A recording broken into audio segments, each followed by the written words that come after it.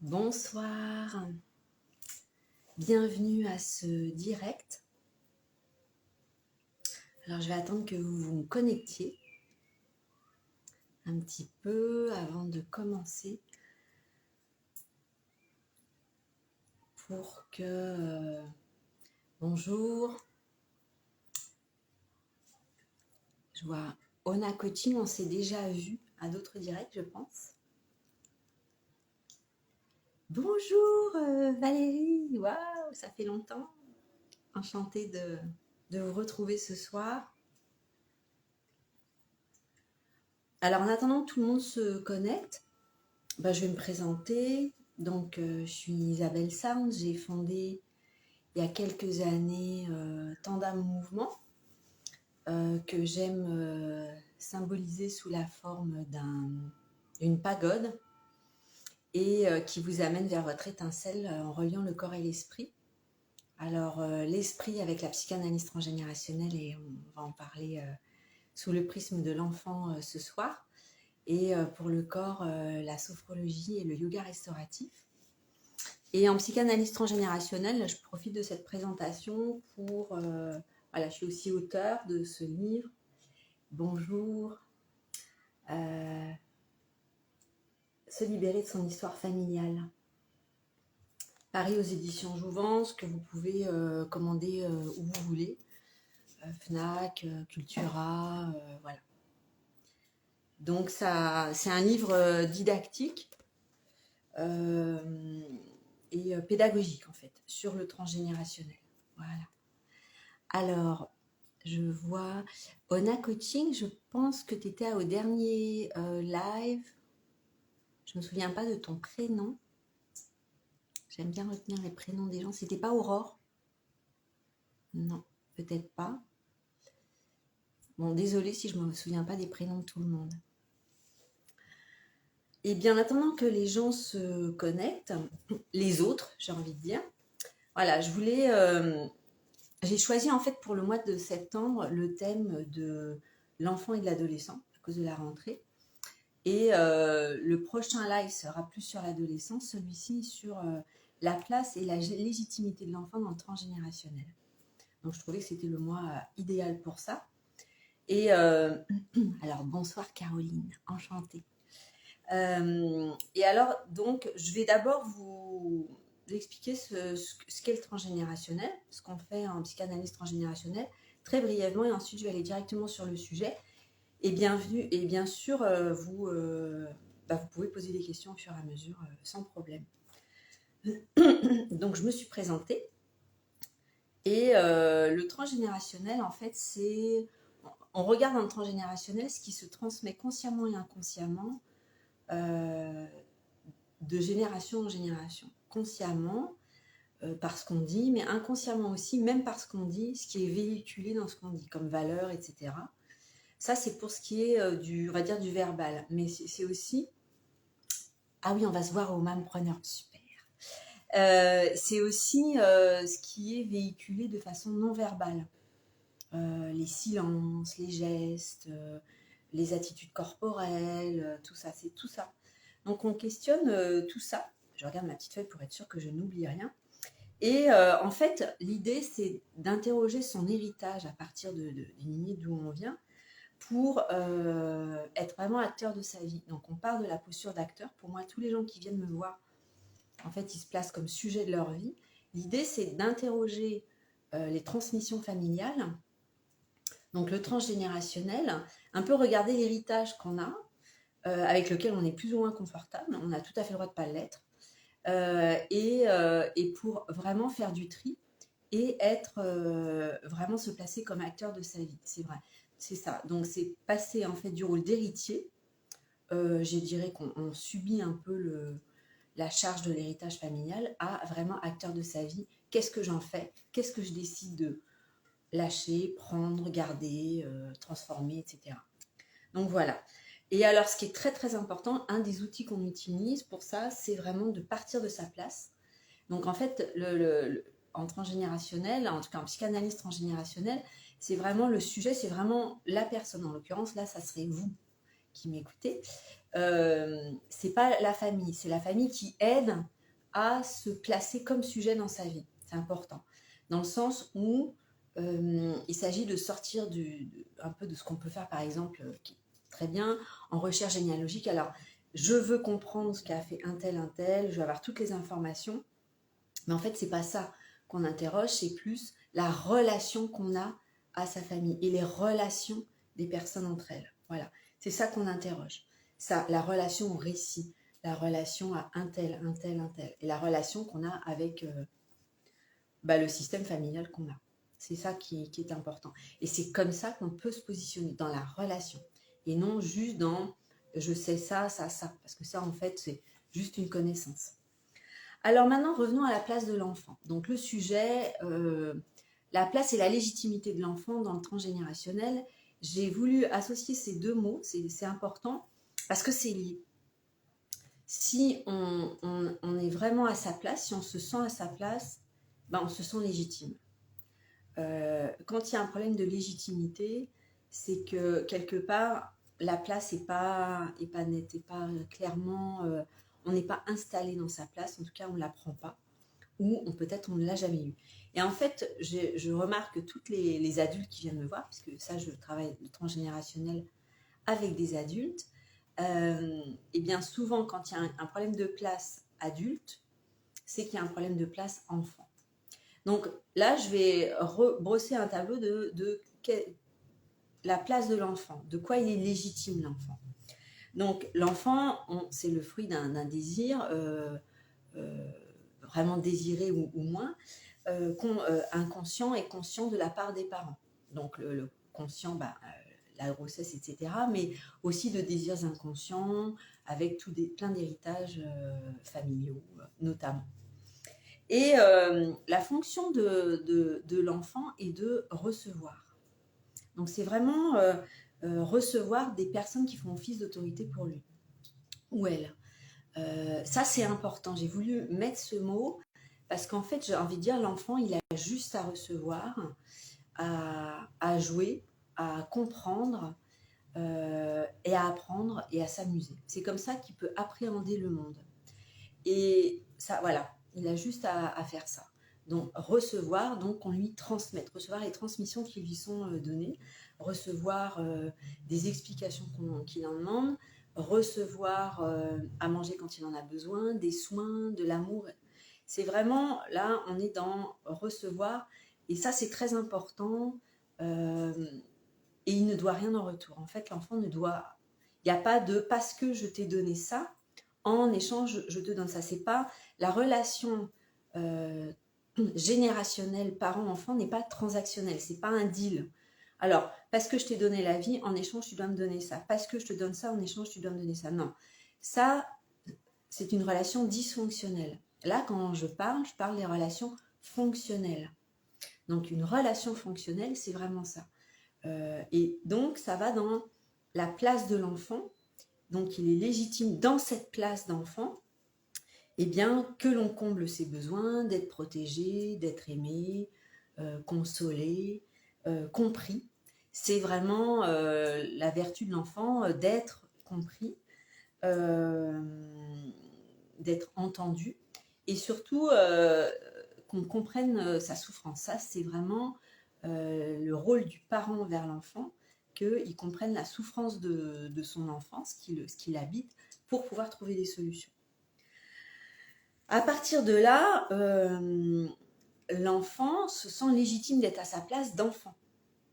Puisque c'est vraiment ça ce dont l'enfant est complètement légitime de recevoir. Il est aussi légitime de demander à être lui-même, à être différent de ses frères et sœurs. Ça, il est tout à fait légitime de cela. Et ça va renforcer le sentiment d'être vraiment à sa place. Alors, je vais juste parler un peu de la place, parce que la place, c'est large, c'est très galvaudé. Quand j'aborde la question en psychanalyse transgénérationnelle, il faut décortiquer la place. Alors, en fait, il faut toujours voir la place dont on a hérité, la place que l'on souhaite, ou la place qu'on veut conquérir, et peut-être la place aussi qu'on sent qu'on a usurpé. Il faut décortiquer la place. Donc, par exemple, quelqu'un, en fait, les adultes qui viennent me voir, comme je l'ai dit, qui ont un problème de place aujourd'hui, c'est que ça remonte à beaucoup plus loin. Donc, dans ce cas-là, il faut regarder de quelle place ils ont hérité. Alors, ça peut être très variable. Hein. Quelquefois, ça peut être une place, une toute petite place, une miette. C'est vraiment le souffre-douleur. Enfin, voilà. Il faut regarder ça parce que ça va donner un peu, ça va teinter son regard sur la relation dans sa fratrie, dans le foyer, à ses parents, etc. Et là, on va pouvoir mieux décortiquer la dysfonction. Parce qu'on s'entend bien que quelqu'un qui sent qu'il a hérité d'une place, admettons, de souffre-douleur, on n'est pas du tout dans quelque chose de fonctionnel. Donc, à partir du moment où un enfant se sent légitime et il sait que j'ai un besoin, alors si on prend les besoins primaires, je demande à manger, je vais recevoir à manger, je demande, je sais pas, qu'on m'achète quelque chose parce que j'en ai besoin, je vais le recevoir. Je demande une explication très importante parce que ça, c'est des choses matérielles dont j'ai parlé, mais il se passe quelque chose, je pose des questions pour comprendre le monde dans lequel je vis. Ça fait aussi partie des choses qu'il est légitime de recevoir. Parce que l'enfant n'est pas autonome et il a besoin de l'adulte pour appréhender le monde qui l'entoure. Donc c'est tout à fait légitime de demander à ce qu'on lui transmette un savoir, des connaissances, peut-être des récits, quand il a besoin d'éclaircir des choses par rapport à ce qui s'est passé dans sa famille, etc. Donc ça, c'est vraiment, vraiment important à intégrer dans une relation fonctionnelle. N'hésitez pas à poser des questions hein, si vous en avez. Donc voilà, on parle de cette relation fonctionnelle, donc avec aussi la légitimité à demander de l'amour. Voilà. Alors là où ça va devenir dysfonctionnel et où la place va être très difficile à prendre et donc la légitimité, c'est quand par exemple l'enfant demande quelque chose et le parent lui fait comprendre que ça l'ennuie, qu'il est malvenu. C'est même pas un jour je suis fatiguée, etc. C'est tout le temps.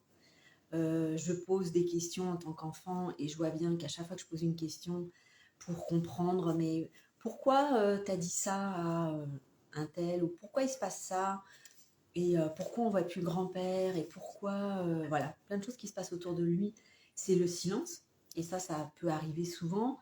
Donc là, il y a une différence entre le mutisme, où là vraiment c'est le silence de mort, et le non-dit. On sent bien que toute la gestuelle est là, mais qu'on ne veut pas mettre de mots.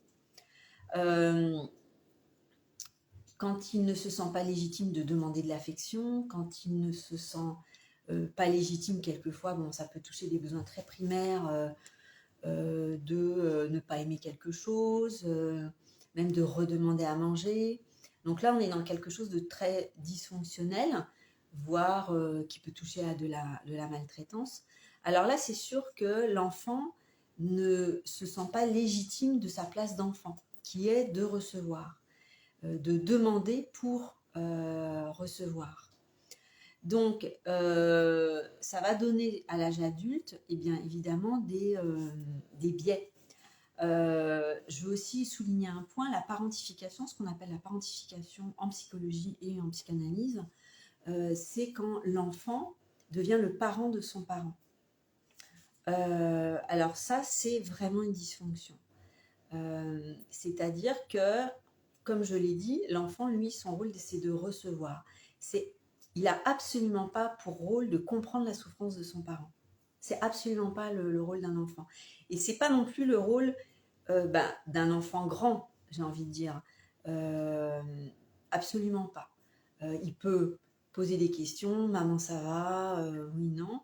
Mais ça, c'est aux parents de remettre en contexte et de réellement dire je suis un peu triste, non, aujourd'hui ça ne va pas, je suis pas en forme, mais c'est moi le parent, je reste dans mon rôle de parent, toi tu es un enfant, donc toi ça n'est pas ton rôle de t'occuper de ma souffrance et de finalement devenir mon parent.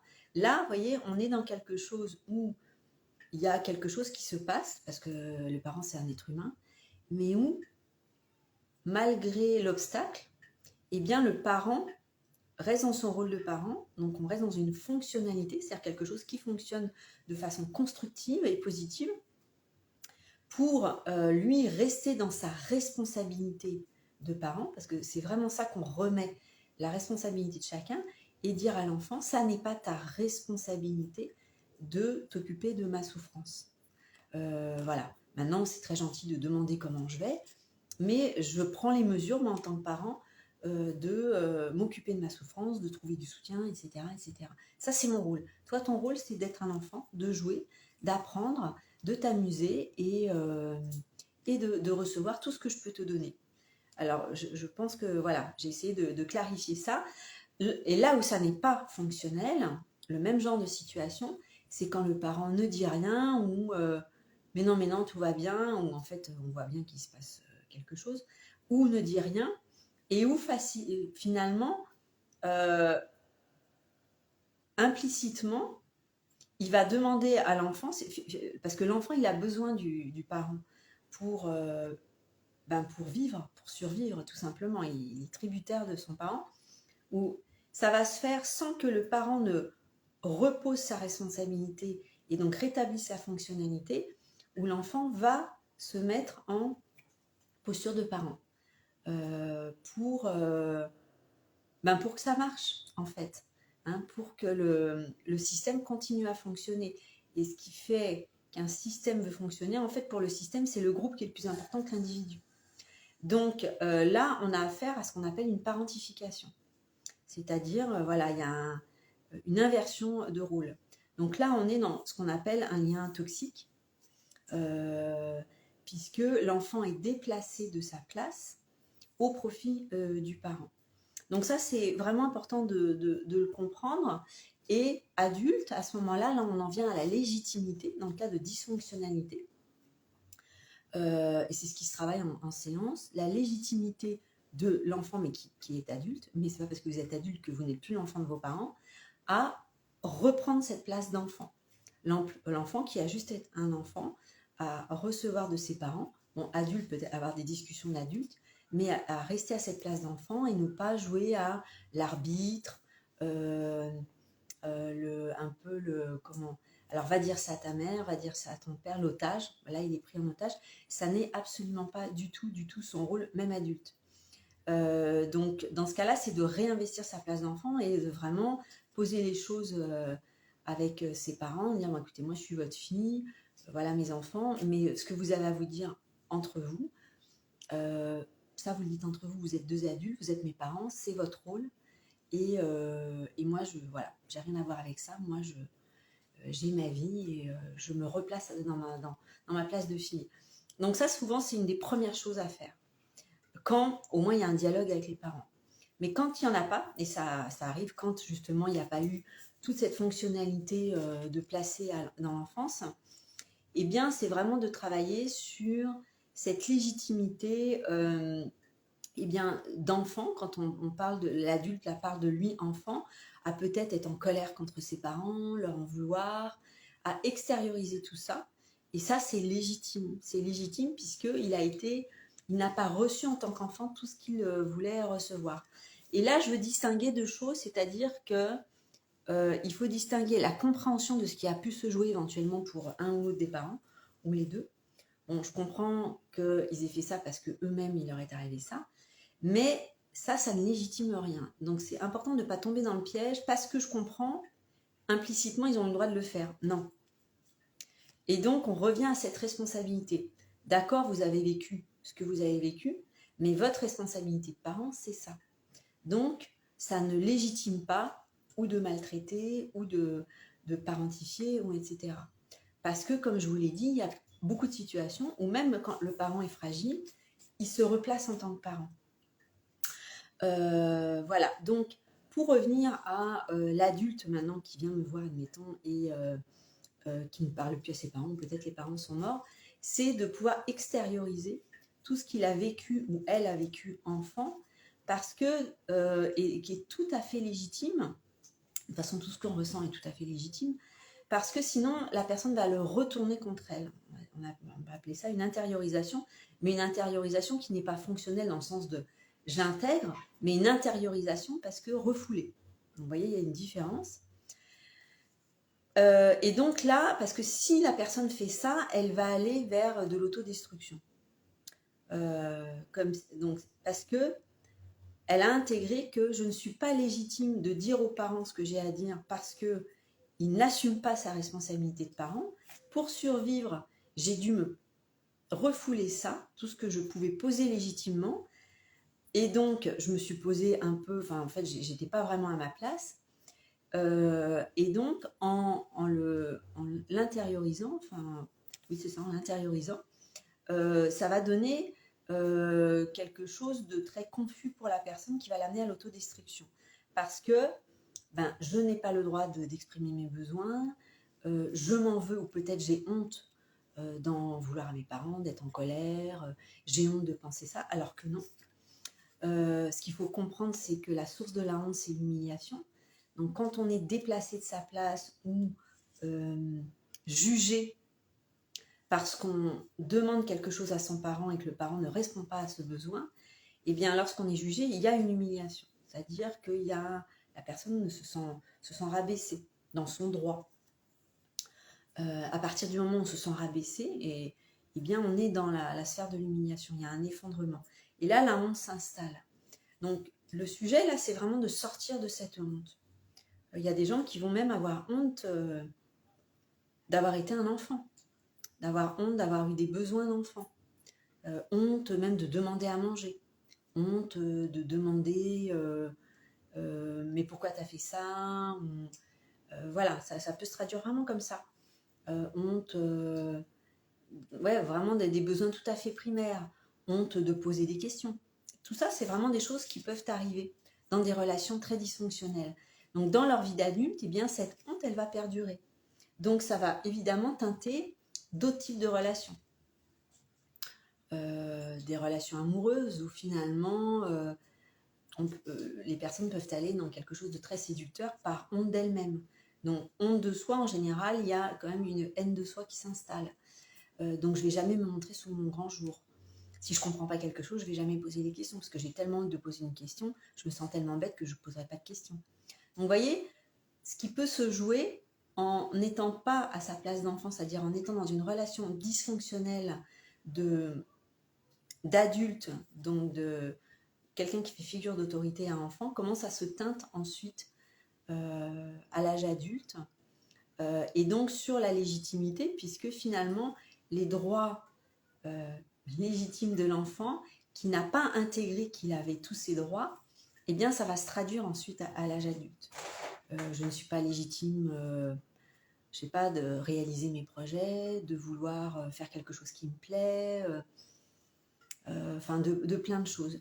La légitimité, c'est quand même la définition, c'est ce qui est juste et équitable.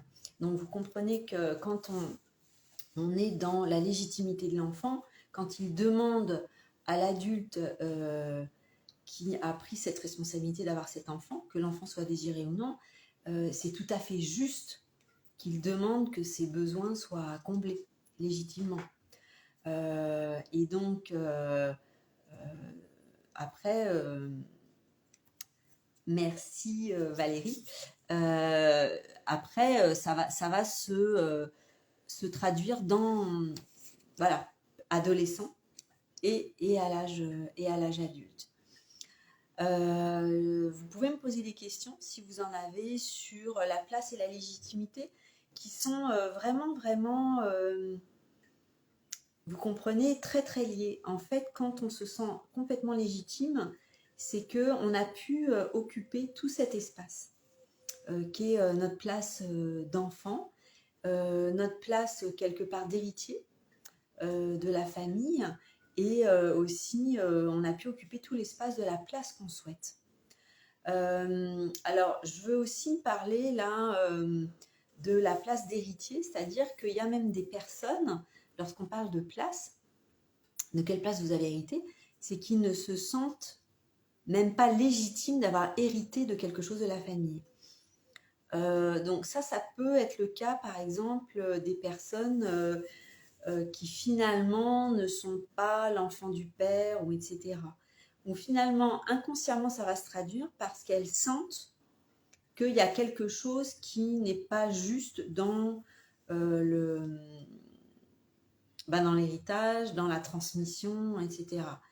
Donc là, ça va être de reprendre lui ou elle sa légitimité à demander la vérité, par exemple, mais en fait de comprendre que ça n'est pas de pas porter ce fardeau, mais plus de remettre la responsabilité, je dirais, à la génération au-dessus, puisque en fait c'est vraiment ça qu'il faut replacer, la responsabilité de chacun, et surtout la juste responsabilité dans les liens donc, de transmission, donc en verticalité, de l'adulte envers l'enfant, aussi de l'adulte envers l'adulte, hein, on parle du père, grand-père, etc. Et aussi l'illégitimité. Donc je parle de l'illégitimité par la maltraitance, la violence, l'abus, l'inceste, l'abus de pouvoir. Ça, évidemment, moi, c'est des choses que je dois pointer en séance. Et donc de sortir d'une confusion, souvent de manipulation, parce que là forcément on parle de manipulation. Oui, mais bon, quelquefois il était gentil. Voilà, donc là on est dans une grande confusion de maltraitance, qu'elle soit psychologique ou physique, ce qui est exactement le jeu de la manipulation, de perdre la personne. Donc là, ça va être pour la personne de retrouver cette légitimité à redonner la responsabilité aux parents de ce qu'ils ont fait, et de ne pas cautionner la légitimité de l'acte. Voilà. Voilà ce que j'avais à dire pour ce live. Alors, je vais prendre mes lunettes parce que j'ai une petite question. Voilà. Un secret de famille influence-t-il la place de l'enfant? Tout à fait. Merci de cette question, Caroline. Alors, tout à fait. Alors, un secret de famille, ça enferme en fait. Alors, je vais juste faire la différence entre un non-dit et un secret de famille.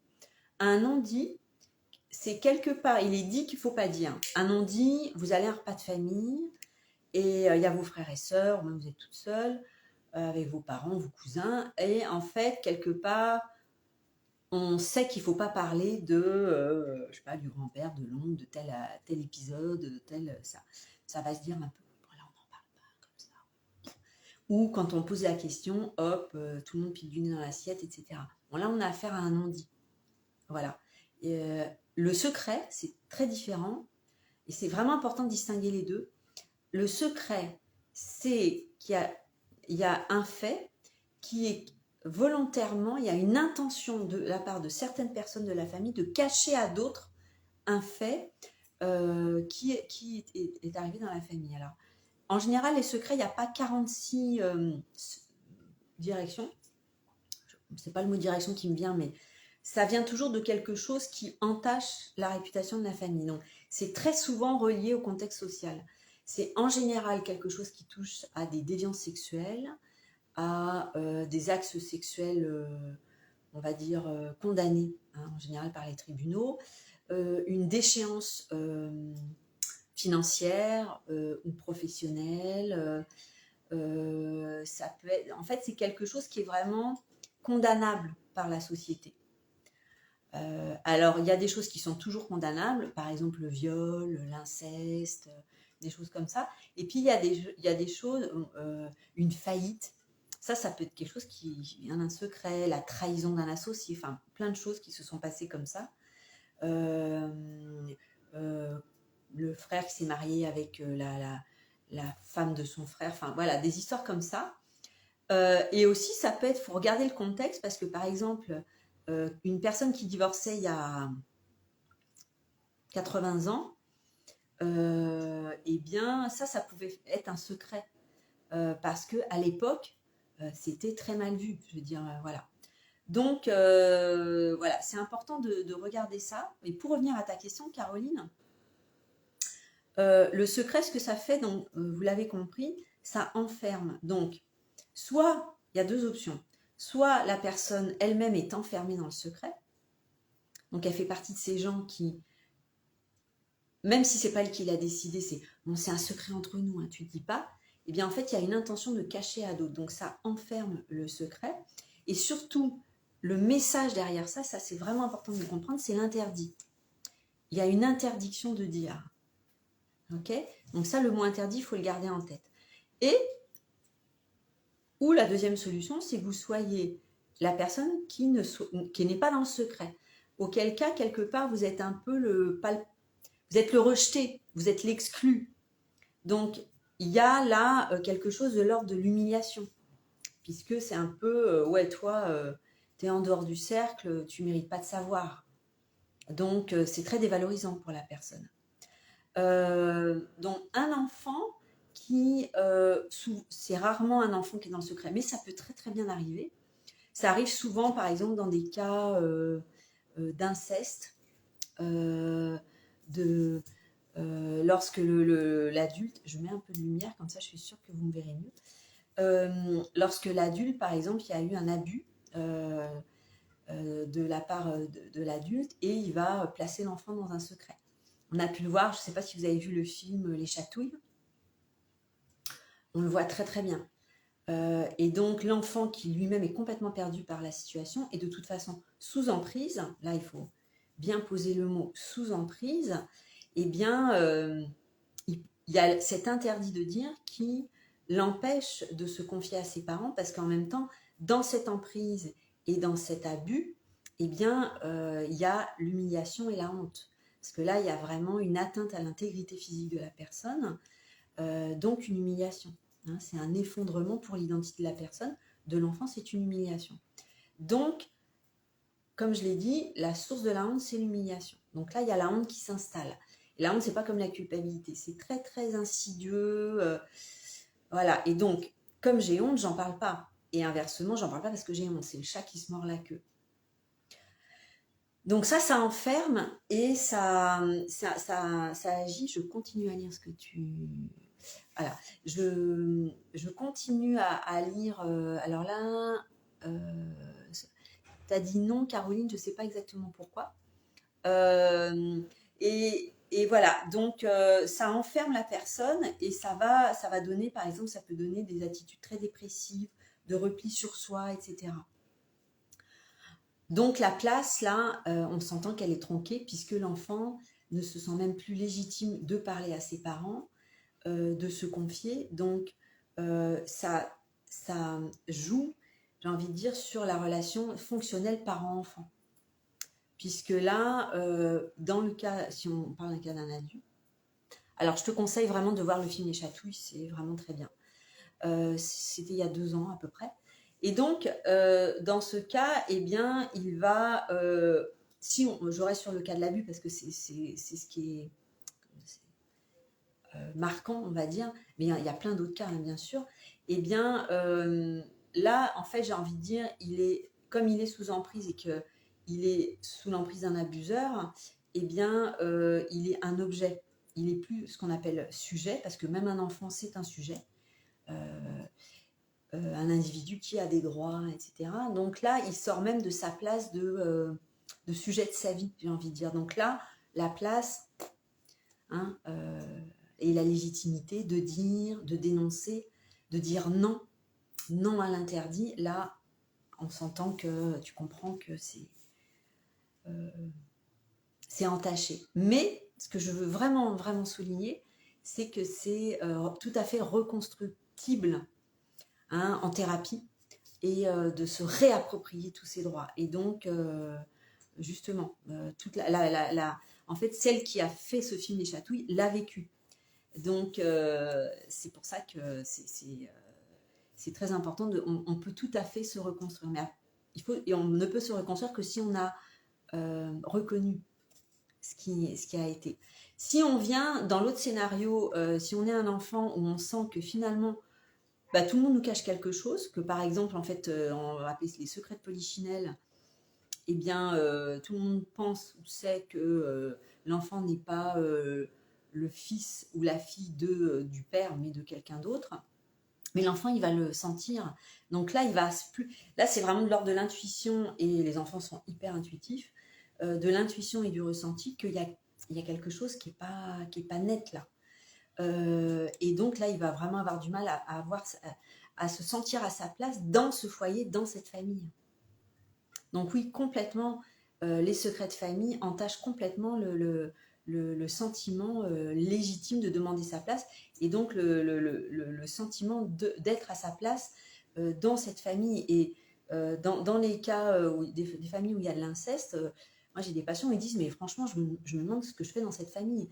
Parce qu'en fait, ce que ça traduit, c'est que en fait, je ne suis pas à la bonne place. C'est ça aussi qu'il faut comprendre. C'est que dans un cas d'inceste, euh, la fille devient la femme, etc. Donc là, la personne, vous comprenez, elle est déplacée, ce que je disais par rapport à la perversion. Elle n'est plus à sa place. Donc la personne, admettons, qui est l'enfant d'un parent qui a été victime d'inceste, ou quand il y en a eu dans la famille, eh bien, en fait, il sent qu'il y a quelque chose qui ne va pas, parce qu'il y a quelque chose qui n'est pas à sa juste place. Et quand il y a eu de l'abus, eh bien, il n'y a pas de juste place. On ne peut pas se sentir à sa juste place, parce qu'il y a quelque chose qui n'est pas juste. J'espère que j'ai répondu à ta question, Caroline. Est-ce qu'il y a d'autres questions? Bon. Eh bien, écoutez, de toute façon, ce direct je vais le mettre en story. Je vous invite aussi, si j'en ai fait plusieurs, je vais en faire plusieurs. En fait, je vais en faire 2 par mois. Allez sur ma chaîne YouTube Isabelle Sarne Tandem.mouvement, et où je mets au fur et à mesure toutes les vidéos des directs que je fais. Voilà. Le prochain direct sera le mercredi 27 septembre à 20h. Évidemment, j'annoncerai tout ça. Et là, j'aurai une invitée. Voilà, il y a un direct qui sera toujours toute seule, et une autre avec un ou une invitée. Et là, ça sera la place et la légitimité de l'adolescent dans l'histoire familiale, où là, ça sera voilà, sous l'angle vraiment de l'adolescent, avec Ecta Coaching, que vous pouvez retrouver sur Instagram. Et donc, ça sera un dialogue entre nous deux. J'espère que ce live vous a plu. Je vous remercie beaucoup, beaucoup d'avoir été présent. Et je vous dis à bientôt. Et n'hésitez pas à aller sur ma chaîne YouTube, comme je vous dis. Et je vous dis à bientôt. Au revoir.